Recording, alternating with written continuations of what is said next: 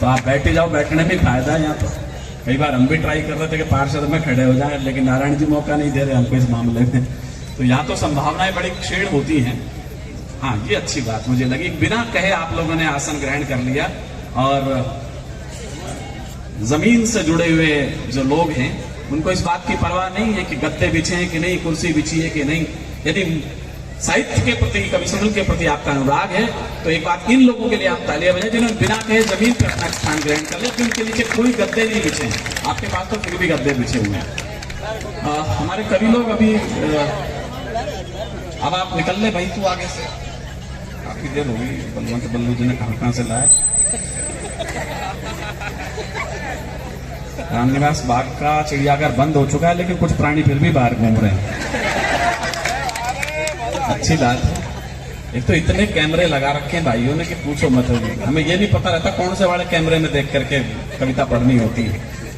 हम तो अभी ये हमारे आईजी सर आए तो उनके पीछे स्टेनगन लेकर के लोग बाग चल रहे था। वो स्टेनगन में घने सारे छेद। तुम्हारे बलवंत बल्लू ने पूछ लिया, भाई साहब इसमें गोली कौन से में से निकलती है? कहा सामने खड़ा हो जाए, चारों तरफ से निकलेगी एक बार। कईयों का पता रहता है। हमारे महाराष्ट्र आगे मैं आपको नाम निवेदित करता हूँ। इस कार्यक्रम में संत प्रवर आ गए हों तो कार्यक्रम अपने आप में यज्ञ हो जाता है। हमारे पहले भी संत प्रवर वहां विराजे, इधर भी आ गए हैं। आप एक बार हमारे संत प्रवरों के लिए तालियां बजा दीजिएगा, जिन्हें सुनने के लिए स्वयं लाखों की भीड़ आती है।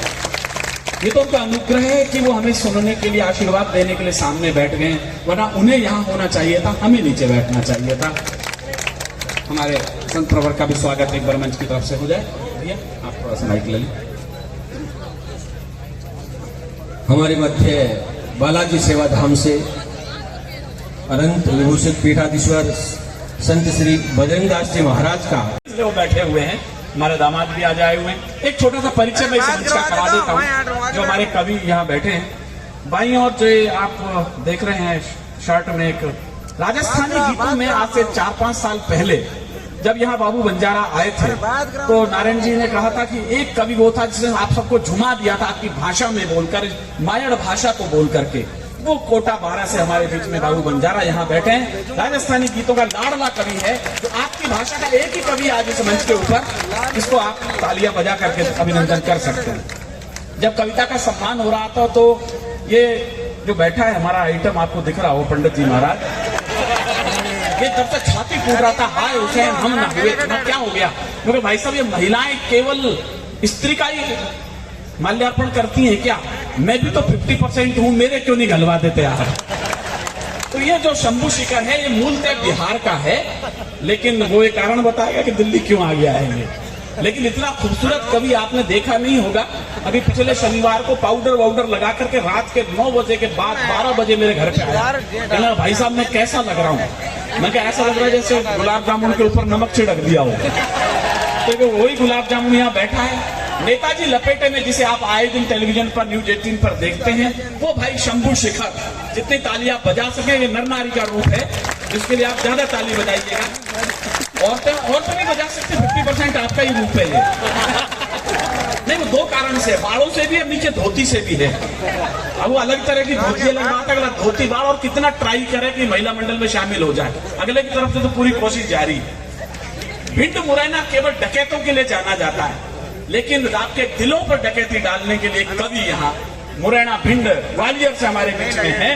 मैं उसकी खूबसूरत टिप्पणी तो नहीं करूंगा, वो तो गजन करते हैं, लेकिन देश का अच्छा व्यंग्यकार माणिक वर्मा के बाद इस देश में यदि इस ध्वज पताका को किसी ने थामा है तो देश का बहुचर्चित कवि, जिसने लगभग 20 देशों की यात्राएं तय करी हैं, भाई तेजरण बेचैन ग्वालियर से हमारे बीच में है। उसके कद की तालियां बजा दीजिएगा, वरना हाथ जोड़ के ऐसी टिकट मांगता रहेगा। कविता तिवारी, जितने अधिक वीडियो यदि किसी कवित्री के वायरल हैं तो इस देश के अंदर कविता तिवारी के वायरल हैं। पूरी देश दुनिया में जहां भी हिंदी कविता समझी जाती है, माफ करें मुझे कहने के लिए, जब मंच पूर्णता की ओर चल पड़ा था, विशेष रूप से कवित्रियों के लिए केवल तय हो गया कि वो केवल नोक-झोंक करेंगी तो जमेंगी। केवल ये माना जाता था कि कवित्रियां तो गीत और गजल पढ़ती हैं, श्रृंगार पढ़ती हैं। उसमें केवल हिंदुस्तान का एक नाम हमारे पास कसम खाने के लिए है, जिसकी हम प्रतिष्ठाओं की कसमें खा सकते हैं कि कवित्रियां ऐसी भी तो हो सकती हैं। वीर रस की अद्भुत कवित्री कविता तिवारी इस मंच की सबसे छोटी बेटी है, उसके लिए आपकी सर्वाधिक तालियां उठनी चाहिए। मैं चाहता हूं कविता के लिए आप ताली बजाएं। ये जो विवादास्पद ढांचा इधर धरा हुआ है, ये क्षतिभंग है थोड़ा सा। इसकी कार सेवा काफी पहले कर दी गई थी, लेकिन इसका मंदिर दोबारा बना नहीं विचारेगा, तो वहीं से क्षतिग्रस्त हालत में है। ये ऋषभ देव जी की जमीन से आया हुआ आदमी है। हिंसक आंदोलन में अहिंसक लोगों ने इसकी टांग को ऐसा कर दिया जैसा ये बैठा हुआ है, लेकिन देश का राजस्थानी भाषा का, हिंदी भाषा का बेहतरीन कवि है। और मंच संचालकों में आजकल दिन 2-3 लोगों की गिनती राजस्थान में होती है।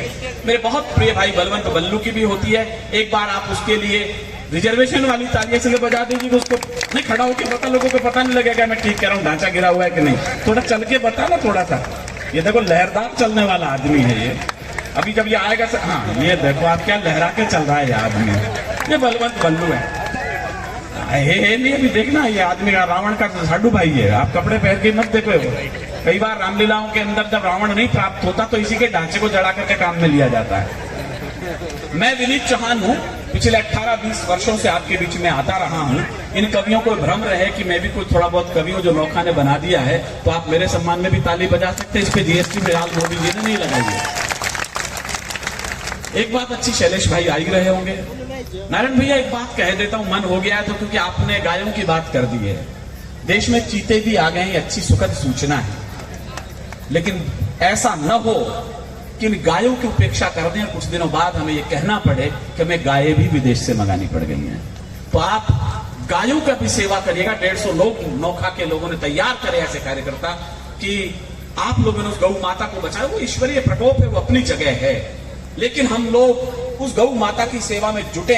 केवल नारे न लगाए गौ बचाओ आंदोलन गौ भक्त आंदोलन है, उसे सचमुच में यदि किसी ने प्रणीत किया। मुझे खुशी हुई है जानकर कि नौखा के इतने लोग गौ माता के प्रयास में आए हैं। एक बार गौ माता के शीघ्र स्वास्थ्य के लिए भी आप तालियां बजा दीजिएगा।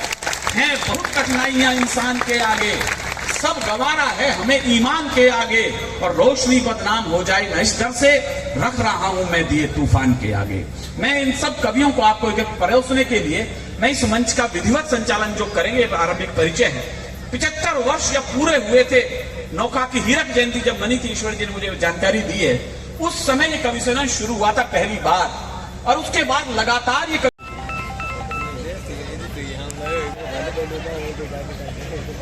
आप सभी को प्रणाम करता हूँ।